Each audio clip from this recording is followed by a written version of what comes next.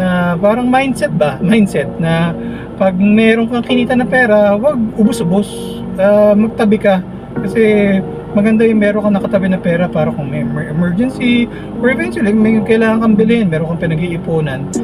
Shoutout muna sa ating kaswabe, Ryan Norvales. Shoutout sa iyo. Sensya na, wala pa akong sticker. Good morning mga kaswabe. Araw na naman ng Sabado, araw ng sideline. Gaya tayo sa Lalamove at sa Grab Express. Okay mga kaswabe, gaya ng dati, trip A natin, reset natin 0. Yan, 0 na siya para mamayang hapon. Alam natin kung ilang kilometers tinakbo natin para sa sideline natin ngayong araw na to. Tapos nakapagpa-full tank na tayo, so full tank tayo sa umaga. Tapos sa hapon, bago matapos yung sideline natin, papapul tank ulit tayo. Kung magkano yung pakarga natin sa hapon, yun yung actual na gastos natin sa diesel para sa sideline natin ngayong araw na to. Good morning mga kaswami! Ayun, biyahe tayo. Time check, 8:33 in the morning. Dito tayo sa gasoline station. So full tank na tayo. Abangan tayong booking sa Grab Express ako sa Lalamove. Si Lalamove meron siyang incentive ngayon. 440 pesos kung maka 5 bookings ka in 1 week. Pero yun nga, sideline lang natin to. Ngayon lang natin to gagawin. Saturday lang. So sana ma-complete natin para makuha natin yung incentive. Speaking of incentive mga kaswabe, no? Meron akong gustong gawin dito sa vlog natin. Meron kasi nagtanong na kaswabe natin, kaya bang makakuha tayo ng pambayad sa monthly amortization sa sakyan kung maglalamove at Grab Express tayo. So yung sagot ko, kung 5 days ka babiyahe, tapos mga 10-12 hours a day, kaya naman, right? Kaya lang, sabi ko rin, hindi ko palang masabi, kunyari kapag panahon na nga ng bagyo, yung katulad nga ito nangyari, so malamang 2 days hindi ka makakabiyahe nun, nung Wednesday, Thursday ba, or Tuesday, Wednesday, nung kasagsagan ng bagyo, kasi baka maipit ka sa baha, ma-stranded ka, tapos syempre ubos yung oras mo sa traffic, ganun. So malamang hindi ka makakakuha ng biyahe nun. Kaya, pero yun nga, dahil nga hawak naman natin yung oras natin dito, so yung 2 days na hindi ka nakabiyahe, pwede mong bawiin doon sa 2 days na supposed to be pahinga mo, no? So yun nga, dapat rin natin makonsider yun dito sa sideline natin na minsan, yun nga, kapag baha o kaya mayroong mga event talaga na talagang matraffic, kunyari may mga rally, apektado yung sideline natin. Kaya dapat may nakatabi ka na pera, no, nagsisave ka. So, kung mapapansin nyo, itong t-shirt ko, one day or day one, you decide. May gusto kong gawin dito sa vlog natin mga kaswabe, pakita ko lang sa inyo. Meron kasi akong bank account no, sa GCash, di ba? Minsan nilalagyan ko ng pera, tapos minsan wini-withdraw ko kapag kinakailangan, mga ganun. So hindi ko talaga naiipunan siya. So ang naisip kong gawin ngayon, i-zero out ko na muna siya. Tapos, ang gagawin ko doon, magiging incentive savings ko na siya. Kung ano man yung incentives na makuha natin sa Lalamove or sa Grab Express, sa sideline natin, no? Itatabi na natin, lalagay na natin doon. So gusto ko lang makita weekly, nandun, madadagdagan ko ano man yung incentive na makukuha natin. So hopefully lumago siya, lumaki, para kung mangailangan tayo, at least may maduduko tayo, di ba? For a saving for a rainy day. So yun yung plano natin mga kaswabe. So yun nga, one day or day one. One day, parang balang araw, magkaka-savings rin ako. Or day one. Ito yung unang araw na sisimulan natin yung incentive savings natin mga kaswabe. So, ayun. Dagdag natin yan sa mga gagawin natin dito sa mga vlog natin. So, update ko kayo. So, yun mga kaswabe. Biyahe na muna tayo. Hanap na tayo ng booking sa Lalamove at sa Grab Express. Update ko kayo pag may booking na tayo. Okay, dagdag ko lang mga kaswabe, no? Yung GCash na yun, hindi to sponsored mga kaswabe. Wala akong kikitain dito. Kaya lang yun ang naisip ko na gawin kasi yun yung pinakamadali actually. Kasi karamihan naman sa atin meron GCash, di ba? So sa Lalamove, pag nag-cash out ka, papasok yun sa GCash account mo or kung may bangko ka, no?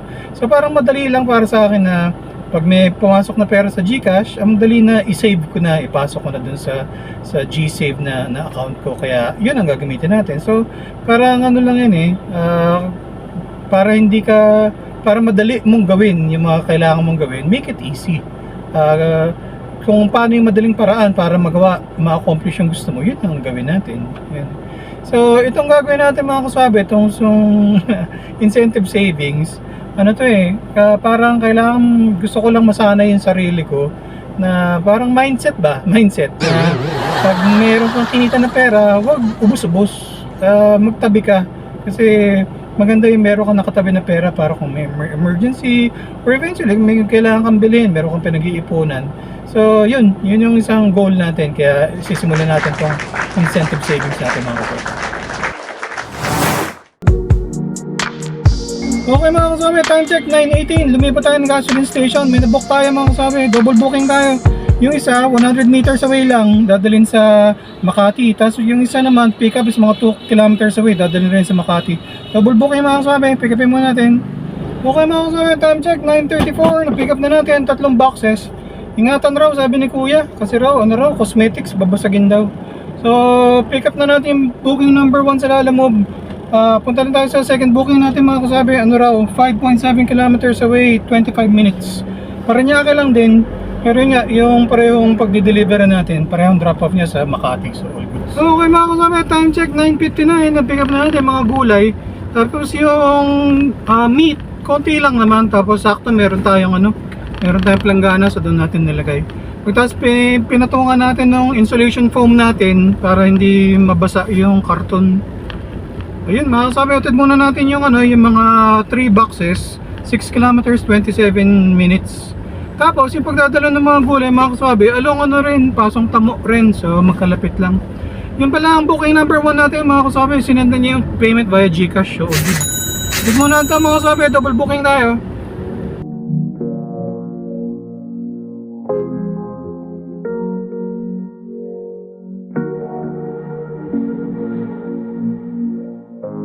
Okay mga kasabi, time check 10:32.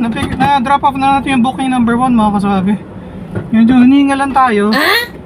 Kasi pinakit doon sa second floor. Dalawa naman kami nagbuhat. Tapos may push cart naman. Kaya lang bigat. Second floor. All goods mga kasabi. Complete din natin yung 1 out of 5 submission natin. So deliver muna natin ang booking number 2 natin mga kasabi. Ano lang to? Parang dyan lang. Parang mga 1 kilometer away lang mga kasabi. Ika ka mamaya. Okay mga kasama, time check 10:44. Na drop off na natin booking number 2. All goods, 344 yung bill ni ma'am, 350 yung binigay niya, so may tip tayo ng 6 pesos. Park muna dito, antayin next booking. Naka 2 out of 5 na tayo dun sa mission natin mga kasabi. Okay mga kasabi, habang nagtitingin-tingin tayo sa Lalamove, binuksan natin si Grab Express. So may pumasok na booking mga kasabi. Paid via GrabPay dito sa may Malate, pipick upin 4.3 kilometers, dadalhin raw sa may Pasay.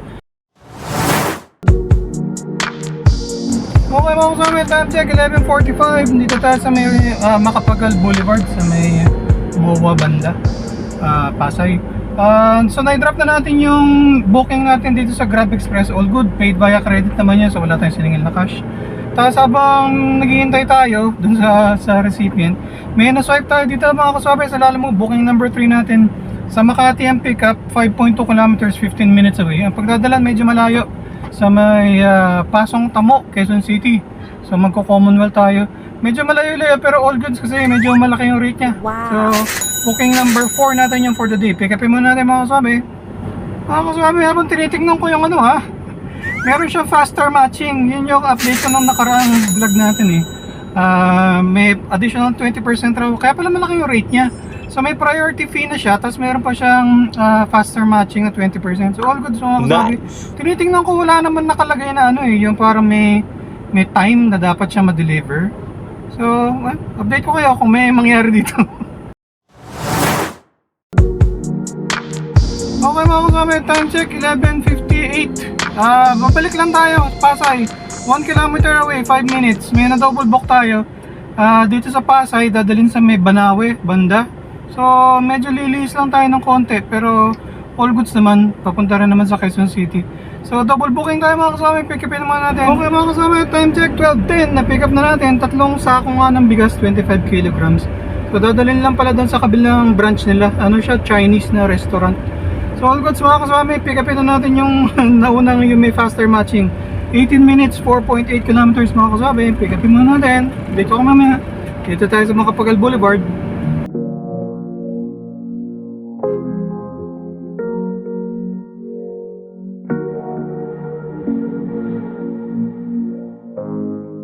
Okay mga kasama, time check 12:40. Na pick up na natin Bale, yung medium size na box, hindi naman siya ganun kabigat, no?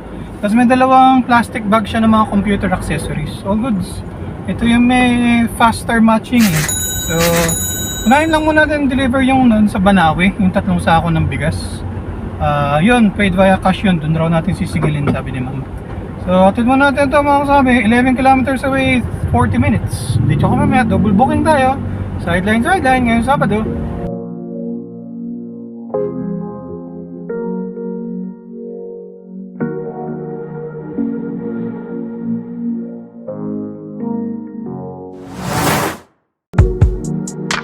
Okay mga kasama, time check 1:22. Naibaba na natin yung 3 sako ng bigas. All goods, binayaran na naman tayo ni ma'am ng cash. Sakto yung payment niya. Tapos habang umatras tayo mga kasabi, may na-swipe tayo. Ipang to double book natin, ano lang, 600 meters away mula dito. Pero malayo yung delivery sa may Novaliches, Santa Monica raw. Pero okay lang, at least drop muna natin tong sa may Pasong Tamo. Pagtas saka natin deliver tong isa. All goods mga kasama, double booking ulit tayo. Naka 3 out of 5 na tayo dun sa mission natin. Update ako mamaya. Okay mga kasama, time check 1:35. Na-pick up na natin. Medyo tagalan lang tayo kasi hindi sumasagot si ma'am. Supplies pala siya para sa milk tea shop. Mga cups, mga ganun. 4 na boxes pero magagaan lang naman. Deliver muna natin yung isang booking natin mga kasabi. 46 minutes, 11 kilometers away. Magko-congressional raw tayo, sabi ni Waze.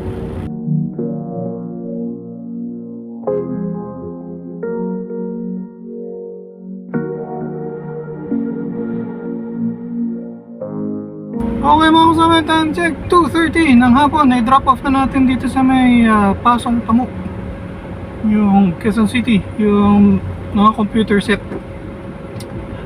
Puntan tayo sa next booking natin mga kasama, 40 minutes away, 9.2 kilometers. So nakaka 4 out of 5 na tayo dun sa mission natin mga kasama. Dito ka mamaya.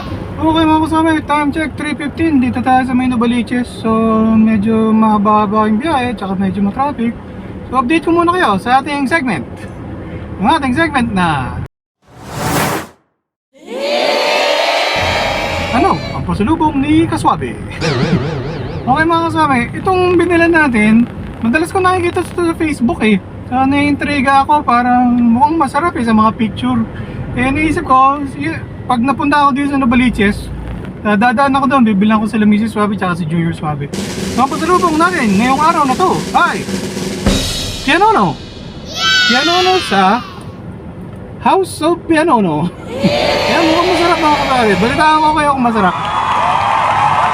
Okay mga kasama, time check 3:30. Dito tayo sa may Novaliches. Na-drop off na natin yung 6 booking natin. So binayaran tayo via Gcash, all goods. Tapos na-complete natin yung mission mga kasama, 5 bookings sa Lalamove. So kumita tayo ng 440 pesos na incentive. All good. Nice. Hanap po tayo ng papahingan mga kaswabe. Tapos maganda ng booking pa uwi. Kasi maglayo-layo ito sa bahay. Dito ka mamaya. Okay mga kaswabe, time check 4:05. Nagpahinga tayo mula dito sa huling drop-off natin. Tapos yun, nagabang rin tayo ng booking. Nag-online tayo sa Grab pero walang pumapasok. Tapos ang nakuha natin mga kaswabe, 1.6 kilometers away dito. Tapos dadalhin sa Diliman. All goods naman, mga boxes lang raw, so magaan lang. So tingnan natin, hopefully baka makapag-double book tayo. At least pababa na tayo. Tapos gapangin na natin pauwi ng bahay. Dito ka mamaya mga kaswabe. Okay mga kaswabe, time check 4:15. Dito tayo sa Novaliches. Yan, sampa na tayo ng Commonwealth Avenue. Na-pick up na natin mga kaswabe. Medyo mabigat siya, no? Kaya pala 300 kg na MPV binok nila. Mga pizza boxes, nakaayos naman siya. Kaya medyo mabigat. Dalhin na natin ito mga kaswabe sa may Diliman, Quezon City.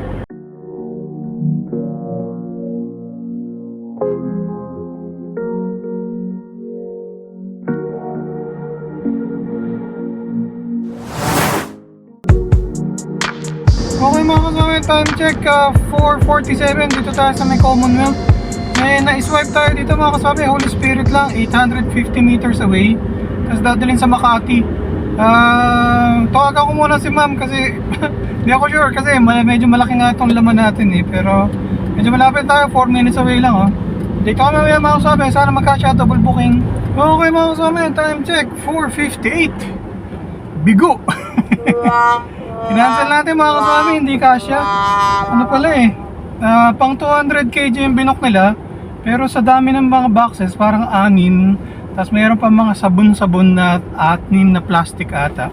Pang 300 kg yung yung yung ipapakarga nila mga kaswabe. So no choice, ako na lang ang nag-cancel. Tapos na first time mga kaswabe, na-post ang ating order. 10 minutes. Ayun, i-edit muna natin to. Masyado talaga rin itong malaki. Pang 300 kg naman talaga itong booking natin. So ayun mga kaswabe, hatid muna natin. Ano lang, 18 minutes away, 6.4 kilometers. Dito ka mamaya. Okay mga kasama, time check 5:21. Na-drop na natin yung mga pizza boxes. Binayaran na natin tayo cash. So all goods. Abang muna tayo ng booking pa uwi. Pero nag-online na rin tayo sa Grab Express. Baka may makuha pa tayo. Okay mga kasama, time check 5:27. May nakuha tayong booking dito sa Grab Express. Medyo malayo-layo. 6.8 kilometers away yung pickup. Quezon City, pa sa Quezon City rin dadalhin. Paid via GrabPay mga kaswabe. So pick upin muna natin ito. At least ito malaki-laki yung rate. Siyempre Grab Express. Okay mga kaswabe, time check 5:45. Na-pick up na natin 4 na sako ng bigas. Mga tigto 20 kilos ata kasi nakabalot rin siya sa loob. So yan, natin mga kaswabe, 6.2 kilometers, 30 minutes away. Dito lang rin sa Quezon City. Dito ka mamaya.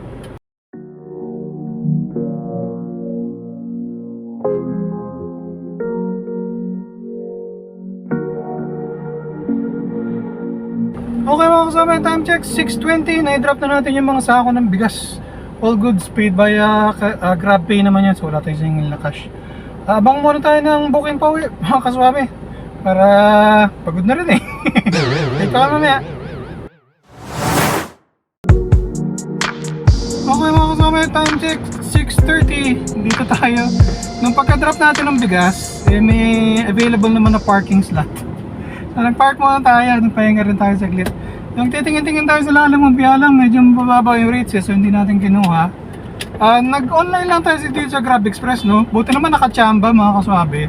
May pipick upin tayo dito sa may Green Hills, 3.5 kilometers, tapos pa-south naman yung daan, yung pagdadalhan. Yes! Sa BGC tayo mag-deliver mga kaswabe, so okay, at least pa-south. Nice! Yun, pick upin muna natin mga kaswabe, 21 minutes away. Dito ka mamaya. Green Hills muna tayo. Okay mga kaswabe, dito tayo sa Green Hills Shopping Center. Yung note dun sa ng customer, akyat raw sa second floor. Nilagay siya ng directions. So tinawagan ko.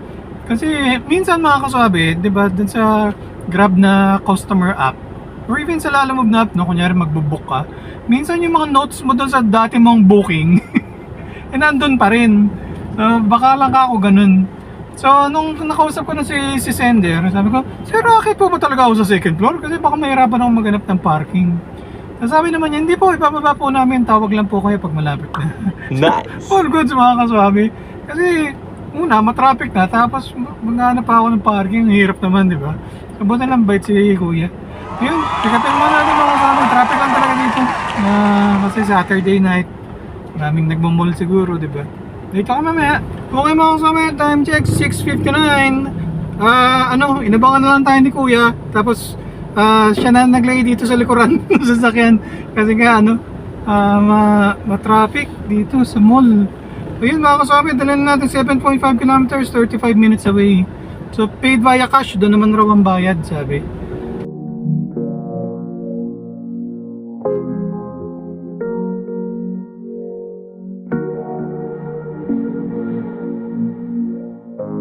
Okay mga kasama, time check 7:45. Na-drop na natin yung frame dito sa may BGC, sa coffee shop dito sa BGC. Hindi ko na na-picture kasi medyo umambon eh. Nagsombrero tayo, tapos sinabot natin. 450 ang binigay ni Kuya. Keep the change raw. Ang bill niya is 422. So may tip tayo mga kasama. Yun, nag-set din na tayo pa uwi mga kasama. Tapos abang-abang tayo dito sa Lalamove. Baka may makuha tayo pa uwi. Dito ka mamaya mga kasama. Okay mga kasama, 126 kilometers ang tinakbo natin ngayong araw na to. Tapos nakapagpa-full tank na tayo. So full tank tayo ng umaga. Tapos ngayong hapon, ngayong gabi, pagkatapos ng sideline, nagpa-full tank ulit tayo. So yung pinakarga natin, yun yung actual na gastos na sa diesel para sa sideline natin ngayong araw na to. Okay mga kasama, time check 8:33 ng gabi. So nandito ulit tayo sa gasoline station. Full tank na ulit tayo. So, halos 12 hours tayo sa labas kasi parang 8:30 yata tayo ng umaga kanina. Simula, tapos ngayon 8:30 na naman ng gabi. Okay mga kasabi, naka 12 hours tayo na biyahe. So maikli lang yung mga waiting time natin, no? Ngayong araw na to. Tapos maganda yung mula nung umaga, sunod-sunod yung booking natin hanggang sa makaabot tayo ng Novaliches. Marami tayong mga double booking. Tapos may mga nakuha rin tayo sa Grab Express na medyo malalaki yung rate. So all goods, maganda biyahe natin. Okay mga kasama, computer natin, kinita natin. So sa Grab Express, tatlong bookings, 990.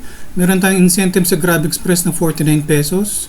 Sa Lalamove, naka 2042 tayo sa 6 na bookings. Lalamove incentives, 440. Tapos cash tips natin, 34 pesos. Diesel, 690. Budget for car maintenance, 300. Sa 12 hours na sideline, laki kinita natin mga kasama, 2565. Okay mga kasama, update natin day 1 ng ating incentive savings.